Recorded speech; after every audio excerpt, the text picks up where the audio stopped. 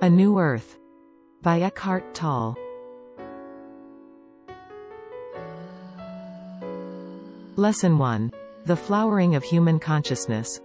You cannot fight against the ego and win, just as you cannot fight against darkness. The light of consciousness is all that is necessary. The heart of new consciousness lies in the transcendence of thought, the newfound ability of rising above thought. You no longer derive your identity, your sense of who you are, from the incessant stream of thinking that in the old consciousness you take to be yourself. Lesson 2. Ego, the current state of humanity. Most people are still completely identified with the incessant stream of mind, of compulsive thinking, most of it repetitive and pointless. Ego identification creates attachment and obsession with things, which in turn creates our consumer society and economic structures where the only measure of progress is always more. You can value and care for things, but whenever you get attached to them, you will know it's the ego. Lesson 3. The core of the ego. Complaining is one of ego's favorite strategies for strengthening itself, while non-reaction or forgiveness is to overlook. Ego implies unawareness. Awareness and ego cannot coexist. Awareness or presence can free you of the ego, undo the past in you, and thus transform your state of consciousness. Lesson 4. The many faces of the ego. The primary cause of unhappiness is never the situation but your thoughts about it. Whenever you interact with people, don't be there primarily as a function or a role, but as a field of conscious presence.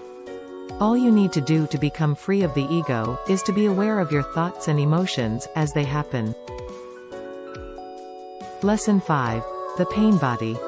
The ego is not only the unobserved mind, the voice in the head which pretends to be you, but also the unobserved emotions that are the body's reaction to the voice. What the ego calls love is possessiveness and addictive clinging that can turn into hate within a second. States of being can be obscured, but they have no opposite. They emanate from within you as love, joy, and peace that are aspects of your true nature. Lesson 6. Breaking free. The beginning of freedom from the pain body lies first of all in the realization that you have a pain body. Instead of wanting this moment to be different from the way it is, which adds more pain than is already there, completely accept that this is what you feel right now. Accepting means you allow yourself to feel whatever it is you are feeling at that moment. It is part of the isness of the now. Lesson 7. Finding who you truly are. To be in alignment with what is, means to be in a relationship of inner non-resistance with what happens. It means not to label it mentally as good or bad, but to let it be. Only if you resist what happens are you at the mercy of what happens, and the world will determine your happiness or unhappiness.